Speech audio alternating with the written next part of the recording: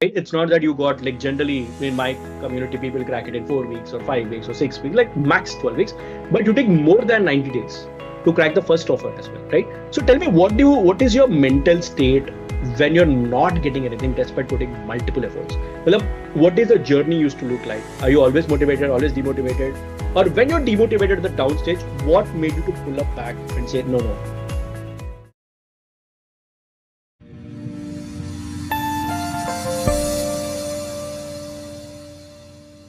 Hello, guys. Once again, welcome to one more podcast with Grow with Gireesh podcast at Career Branding Hub.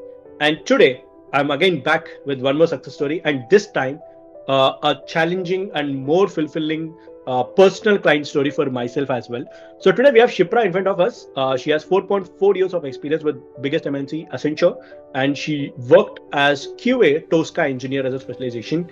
And the biggest problem, obviously, whoever works in this organization has the 90 days of notice period. She also had the same concerns, and still she started the career coaching journey with me, and she not landed a job in 90 days, but she landed in 13 weeks, which is more than 90 days. But still, the first offer she cracked is 110% hike. So that's the dhamaka here. But today we'll also understand what exactly is the practical challenges she faced in her job search journey, and how exactly she did overcome, and how she's able to get a 110% hike in the first offer letter, which is above the market standards. With that being said, welcome Shipra to this podcast. Hi, Gireesh. Hi. First of all, thanks so much for doing this. Thank you. Super. So Shipra, for everybody, just as usual, just give us your quick intro about yourself, your professional background, and how did you land up here with me? Okay. So I did my BTech from Banasthali Vidyapeeth, Rajasthan, and I joined Accenture from the on-campus placement. Okay. I worked in Accenture. I started my career with manual testing in healthcare industry. So just 1 year, 1.5 years, I worked with manual testing, but then I got the opportunity to actually switch to automation testing. So for the next 3 years almost, I honed my skills in Tosca automation, got certified, started working, and currently it's been a little over 3 years that I'm working in Tosca automation in insurance domain. Okay, got it. So just wanted for the audience for the quick differentiation. So in QA there are multiple tools, right? Selenium and all these tools, right? So what is the major difference between a QA Tosca engineer or a person who is a completely manual tester working on a Selenium? What is the major difference? Okay, so manual testing is basically when you the whole process is manual, right? You create test cases, then you test it manually, and everything is manual, right? Now in automation, we have two kinds of differentiation. There are open source tools and there are licensed paid ones, right? So Selenium is an open source tool; it's free and it involves a lot of extensive coding with Java or Python. And as per the differentiation comes here, Tosca is a no-code, low-code tool. So there is no or minimum code required to automate something, and Tosca is also paid. So the license is very expensive, hence there is a little a low market. So basically it's a very niche thing yes. to into the manual testing domain when compared to Selenium and Java testing, which is an open source platform. Yes. Okay, got it. So when you shifted to this Tosca automation, right? So did you ever thought about, okay, I'm getting into a very niche domain, will I be able to get a huge amount of growth in this? Like, what do you feel about the person who's wanted to pursue Tosca as a specialization in testing currently? Okay, so see, I had a lot of questions. Like, I do have the knowledge for and also certified in Selenium and rest assured in the open source tools as well. Okay. But coming to Tosca, even though it was new to the market, the implementations are endless, and in some of the domains and some of the area it overtakes Selenium. So the growth is a lot. Because it's a paid tool, there are low number of people who know how to work efficiently on Tosca, but the demand is high. Got it. Even though less number of companies prefer it, but they want people who are certified and are willing to give more. Makes sense. So basically it's like a demand and supply game where there is a huge demand and there is a less supply because of it's not a open source platform. Okay. Yes. Makes sense. Because I already have this question to ask because I have a lot of testers in my community as well. So wanted to understand what's the major difference. Okay. Next, one thing, Shipra, I wanted to ask you, right? So let's give a glimpse about before you connected with me. So it's been almost a 4.4 years you worked in the same organization, right? So can you just give me a brief about how did your career path go in the service-based organization for 4.5 years? Like, what is the growth used to look like? Like, and are you satisfied with that growth in the 4.4 years before you met me? Okay, so when I started with manual testing, I knew that this is not something I would be doing for the rest of my life, right? So I wanted to be a developer, but I got the testing domain, so I tried to make my peace with it. Hmm. Post that, when I heard that there are like multiple opportunities to be a software developer in test, so I got to know that it's a huge domain, like it's almost as huge as the development, Yes, yes. right? Yeah. So I tried my best. I upskilled myself to switch. Okay. So finally, I got the opportunity to like work in Tosca, right? So the initial 2 to 3 years were good. Mm, mm, Actually, I got like promoted and I got a nice hike as well. good. And I got so much to learn since it was a service-based domain, and like the project I got was really good, and the my like TL were very supportive. So in the starting of 3 years, I learned a lot. So there is no like questions there. Yes. But post those 3 years, Mm. there came a time when things started getting downhill, right? The work was same, redundant work, no implementation, no creative, no imagination. And then there was this thing for monetary Mm. valuation, right? Growth as well. Mm. Yeah, the monetary growth was almost still like 1 year, as everyone might know, Accenture did not give any hikes and promotions Yes. and everything, Yes. right? And the other year, the next year, like also it was very minimal. So Mm. yeah, that was like the time when I decided, yeah, the Let's. monetary growth is still, the technical growth is still, the soft skill growth is still. So yeah, it's a great time But you'd to. also get paid, no, for the level of skill set you're developing as well. Okay, good. So when you decided that, okay, fine, I'm not getting the growth where I'm technically improving myself, but my financial growth or my CTC growth is not happening or that. So you decided to shift. That's a good thing. Now my question is, before you connected with me, tell me how does your job search process used to look like? How is that whole navigating to this market? So what are the major things? Majorly I want to cover like how many number of used to jobs used to apply, number of calls you used to receive, and how is that whole thought process before you connected with me? Okay. So when I started my job search, I mostly relied on jobs from LinkedIn. Mm-hmm. Naukri was bare minimum. My LinkedIn was not optimized, and my resume was not optimized as well. I made a basic resume, which I have following the template I had back in college, and I just tried to match my skills with something, and then I just usually apply via EasyLink, LinkedIn, or like the Naukri one, right? But I usually, like on a scale, I applied to 30 to 40 jobs in a month, Good. and I Good number. near to 0 to 1 reply only. Okay, that is a very bad number. Okay, Yes. got it. So what do you think is a major problem? Because a number of inputs you're keeping is a good enough. Job applications you're sending, and I think you said that you had a decent resume as well. So what do you think is a gap that led to number of job applications to 0 or 1 interview call? Okay. My Naukri looked like it was made by some 8-year-old. My LinkedIn was worse than that. Yes. And my resume was not optimized at all. Like, if I was in HR, I wouldn't look at my own resume. It was that bad. I Good. did not have the sense like how to move forward with it, how to search for jobs, how to apply to them correctly. Yeah. Got it. Got it. So understood. So then you landed up here with me, correct? So Yes. now, but let's start about the negatives itself. Okay. So when you started with me, the major concern you had is the 90 days notice period because Accenture has a very strict policy of not able to cross that 90 days of notice period. And I asked you to not to put a resignation until you get an offer because that's the rule we follow in our community, right? So when you started with me, I think it's been more than 90 days we have started working, right? So tell me about the journey when you started with me. Now you give me the structure, like what exactly is the major changes in the process you have seen that got you interview calls or that able to convert that interview calls to the interviews, proper interviews and everything. So tell me what are the top 3 changes you have inculcated which got you this kind of result? Okay. So we started with optimizing my LinkedIn, Correct. optimizing my resume, and optimizing my Naukri Yes. profile. The searches went high, really high, like 1,700 something. Search result were there on Naukri within the first 2 weeks. Correct. Yes. And that helped me get calls from the recruiters, right? But now there was this issue that I didn't know how to talk with the recruiters. I just said yes to everything. So that's what we changed. Like we followed a set template. Like there was a way to talk to the recruiter, how to HR objections कैसे handle करें, every question, how to answer each and every question of the questions. Yes.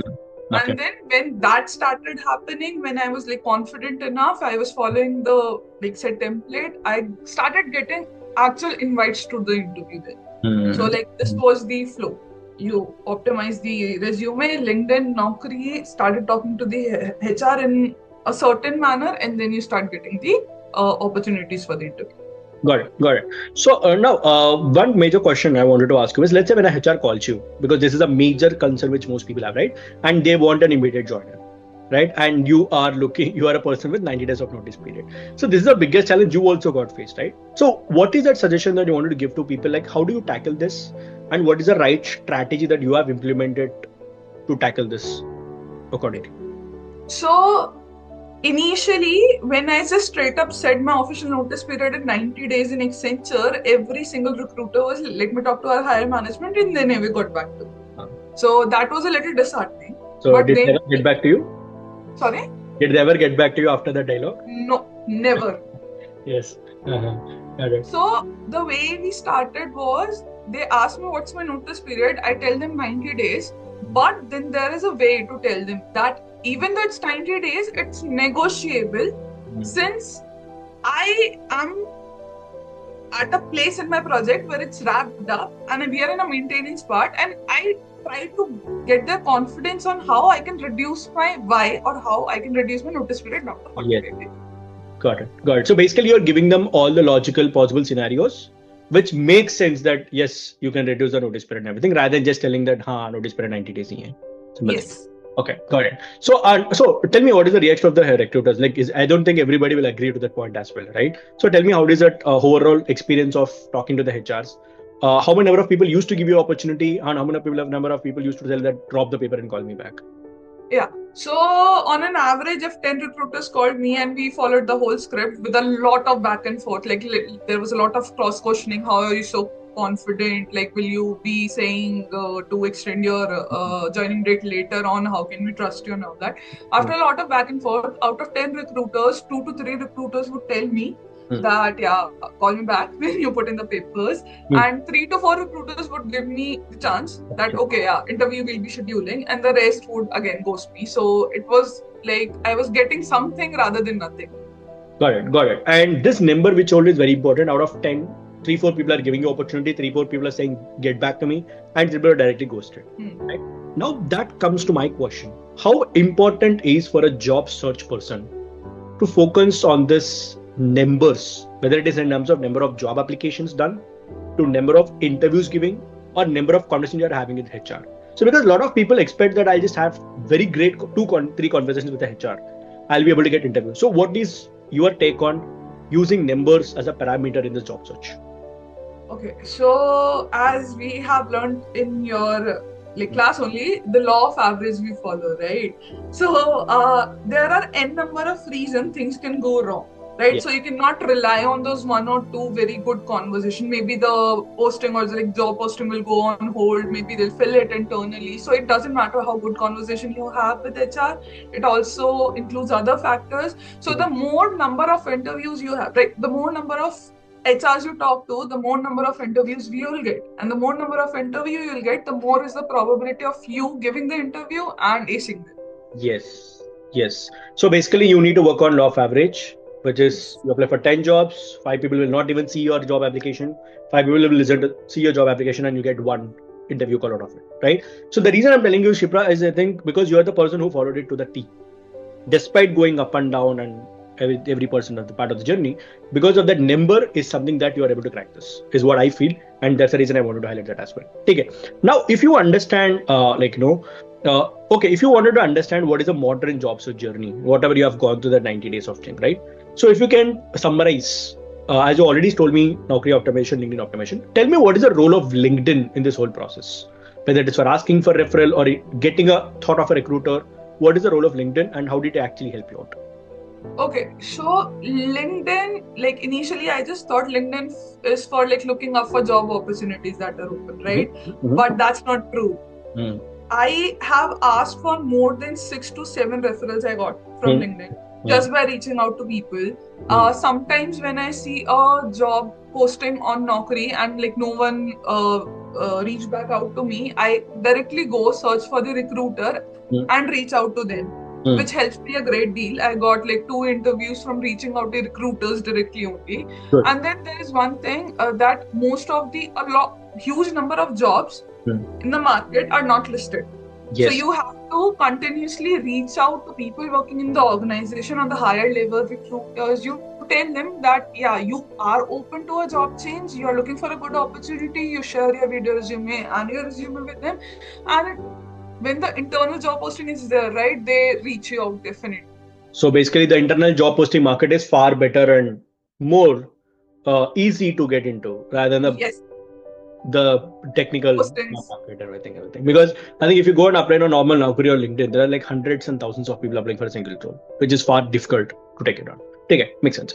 So, okay, fine. So now I want to talk about your job search, the first offer, how you have cracked, right? So, okay, this is happening. You're not able to get most of the calls because get into interviews because of the 90 days notice period, right? And you convinced one HR. So tell me, how did you get above market standard crazy 110% hike? Because even though you have 4.2 years of experience, generally HR will not be okay to give you that 110% hike, right? So what is that the discussion, or what do you think is a process that you followed, especially for this organization, which helped you to give that 110% edge and hike you got received? Just brief on this.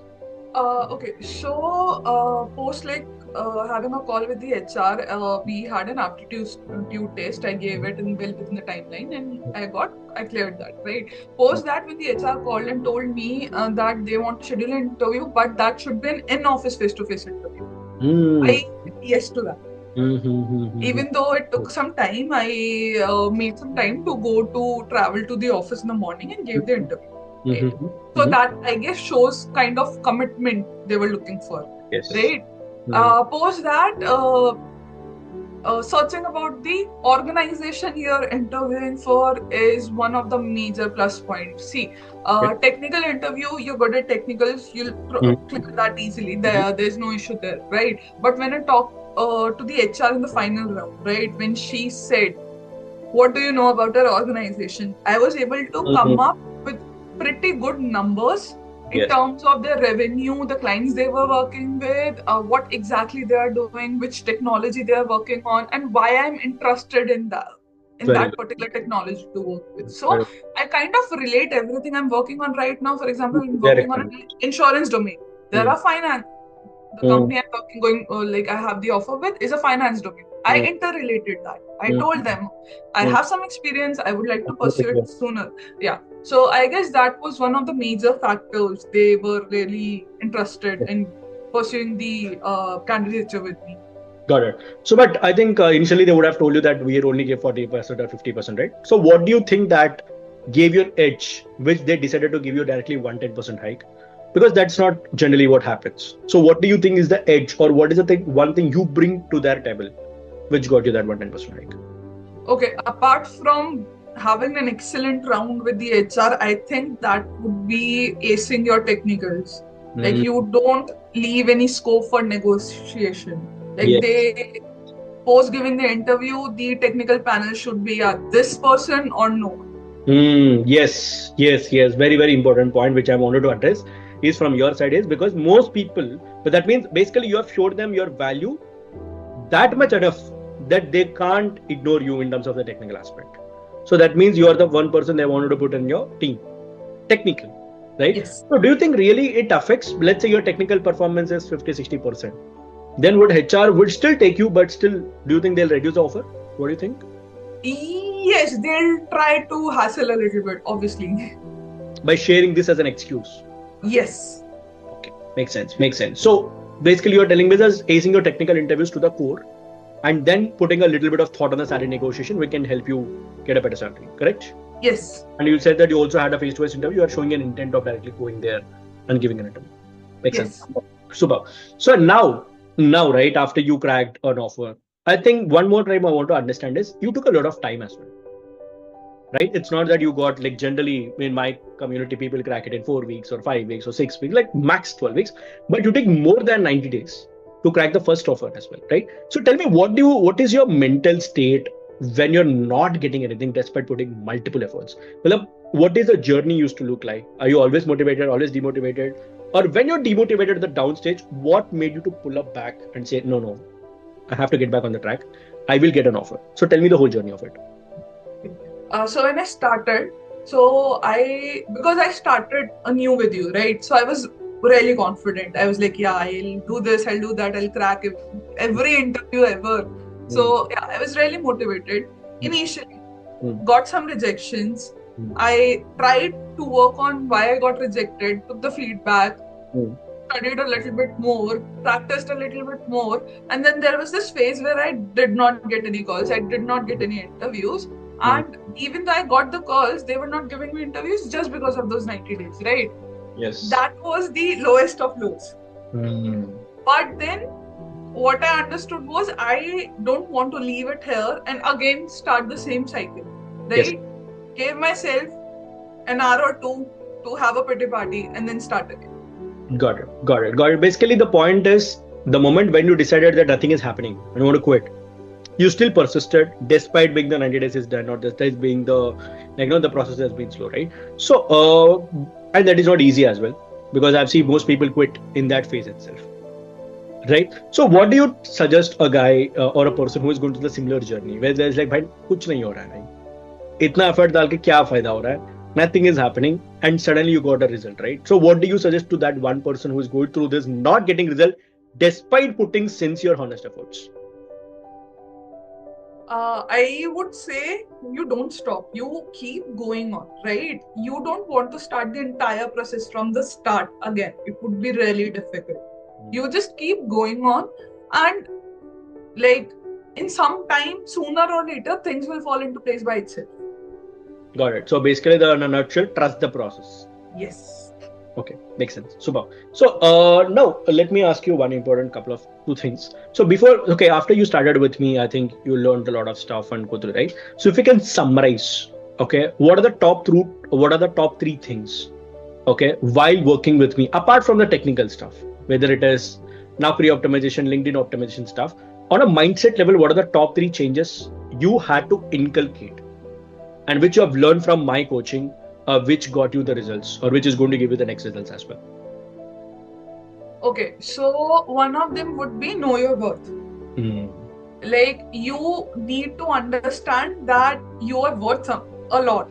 And then you need to have the confidence to talk to the person and to show them that it's your worth. Like you don't need them, they need you right now. Correct. There's a way to like talk to the person to show that, and that's the greatest thing I've learned here. Know your worth, and you should know how to let the other people know your worth as well. Yes, good. So any other things apart from this? First of all, you understood that you need to understand the worth and to communicate to them. Okay, good.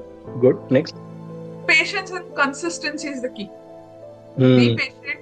Things are not happening, they'll happen. Keep the process going. You cannot like stop in between. If you stop the flow, you stop the rhythm, you'll have to start again. That's not something you don't have. Like everyone has a time to do, right? Patience means people consider patience as okay, kuch nahi karna hai, bas matlab aise टिके रहना hai. Is that the patience? Or you said that putting constant effort, still not getting results and being okay with that flow is what is consistency? What do you feel?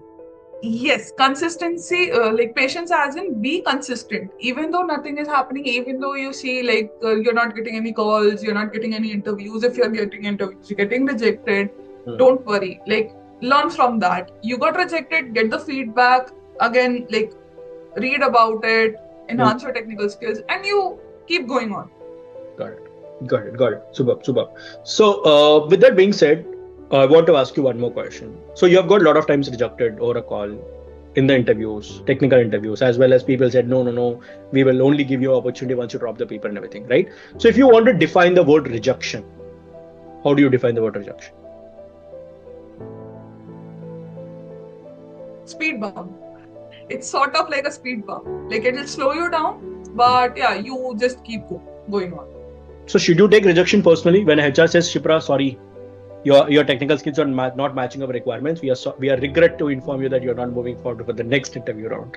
So should you take it personally, or how do you handle that kind of emails? Because most people send me that kind of emails, Gireesh, I'm getting rejection emails, I'm not able to select an interview. How do you take that as a speed bump and still go back at it? Okay. Human nature is to get sad when something doesn't go your way, right? So it's okay to be okay being sad once you get the rejection, but obviously you don't take it personally. You got rejected because your skill set didn't match the company's job description skill set. Your skill set will be matching with some other job description. You just have to find it. Got it. So never take it personally. No. Okay, makes sense. Because that is the only one thing I want to tell you is rejection is a part of the game, as we always say, right? But rejection is also redirection, right? It will hurt, as you said, but you just need to get over it as quickly as possible and go forward, right? Cool. So one thing I would love to ask you right now, Shipra, is right now you're at 110% hike, right? And you're starting the journey currently. I think you're just starting out the journey, right? So one thing I wanted to address again in the same call is about market standard. Because when we had a discussion with, I think your HR as well, we are not expecting directly 110% hike, because obviously the first offer we'll crack is around max 50 to 60%, right? So how do you define this term called market standard? Because I'm pretty sure you have heard from your colleagues, itna nahi dega HR, market itna acha nahi hota hai, and all these things, right? How do you define market standard? And second thing is, how do you beat that market standard according to you? So, as you have said again and again, market standards are a myth. That's true. That's completely true. You follow the process from the start to end. You be consistent, and definitely, if skill set you have, you'll be able to get much more than that. You just need to apply those skills at the right place. Okay, got it. So with that being said, okay, now you have already started at 110% hike with the first offer. So tell me what exactly is the next target you're aiming at in terms of the percentage of hike, so that we know where you're up to. So definitely, this is the first offer. I'll try. I'm still trying. I'm still applying, and I'm still trying to get maybe more than that. So yeah, around. Maybe if we reach 150, 160%, that would be great. No, they should reach 150, 160 also. People have cracked 200% hikes also in the company. Yeah.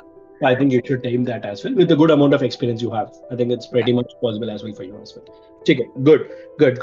So, Shipra, with that being said, last one question I wanted to end up, right? So I wanted to ask you this question is because a lot of people will come up with this concept to me is, right? Gireesh, I've already watched a lot of videos. So there are a couple of things which everybody says. Naukri optimize karo, LinkedIn optimize karo, resume banao, khatam, aa jayega offer letter. So do you think just by optimizing this or following this, by optimizing this getting this information, how to do this is only requirement to get an offer letter? Or do you think there should be a structured approach and a proper hands-on guidance to get this done? What do you feel? So optimizing your LinkedIn resume Naukri, everyone does that, right? Everyone does that. So that if we go by that, then everyone should have a good job, right? But it doesn't happen like that. There's a structured way. It includes a lot of things from the communication skills, from HR, how to handle HR, how to handle salary negotiation, how to handle your own company's HR and managers. So there's a way to go about it, right? And guided approach helps a lot, because there are certain scenarios that no one can predict, right? But if I have the guidance, I can come up to you and I can ask you, okay, this happened, how I'm supposed to respond with it, how I'm supposed to follow up. Yeah. So condition and situations change, and for that, guidance is needed, it's required. Makes sense. Super. With that being said, Shipra, thank you so much for doing this again. Okay, it's one of the inspiring stories, which journeys which I also had in the last 90 to 120 days. Because despite I know how frustrating is it to see a candidate, despite having a great technical skill set, still not able to crack because of that one shitty 90 days notice period thing. But finally, I'm very happy that you're able to crack this, and I hope this is a very good start. You're not done. You're just starting out for this journey. I am looking forward to get you more offer letters. Okay, I hope guys who are watching this video take this as a point of inspiration, because she also explained the whole journey. It's been 90 days, so she didn't get anything, and after the next 1 week, she directly went to 120% pipe because of the 90 days consistent effort. She has been related to 110% height. That is the whole agenda of this whole podcast. If you want to take one takeaway from this podcast, guys, that is, as she said, consistency plus patience will give you the tremendous results. That's from my side today, guys. I hope you like this podcast. If you really like this podcast, make sure you like this button, click on this like button, share this video with your friends, as well as subscribe to my YouTube channel for more further amazing career podcasts as well. I'll see you next week with one more podcast.